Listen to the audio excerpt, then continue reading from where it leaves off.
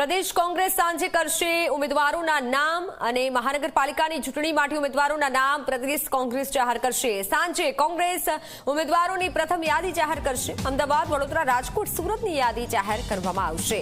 ભાવનગર, જામનગર, મોરબીમાં ઉમેદવારોના નામ કોંગ્રેસ જાહેર કરશે। જે બેઠક પર સર્વસંમતિ સદાઈ હોય તેવા નામ જાહેર કરાશે। 3 તબક્કામાં કોંગ્રેસ નામ જાહેર કરી શકે છે। નામ જાહેર કરવાનું ઉમેદવારોનું નામ જે છે તે 3 તબક્કામાં જાહેર થઈ શકે છે। ઓનલાઈન પર સંવાદદાતા ગૌરવ પટેલ જોડાઈ ચૂક્યા છે। જી ગૌરવ, હાલ જે રીતે માહિતી આવી રહી છે કે કોંગ્રેસ સાંજ સુધી નામ જાહેર કરી શકે છે। જી, વાત કરીએ તો સ્થાનિક સ્વરાજની ચૂંટણીઓ માટે એટલે કે મહાનગરપાલિકા, નગરપાલિકા, તાલુકા પંચાયત, જિલ્લા પંચાયતની ચૂંટણીઓ માટે કોંગ્રેસ પોતાની પ્રથમ યાદી આજે જાહેર કરશે।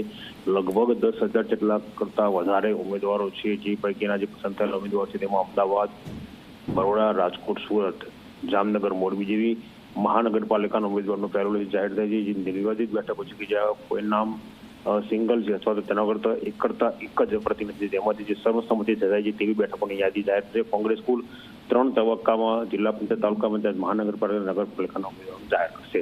જી બિલકુલ ગૌરવ, આભાર માહિતી બદલ। તો 3 તબક્કામાં આ નામની જાહેરાત સાંજે થશે।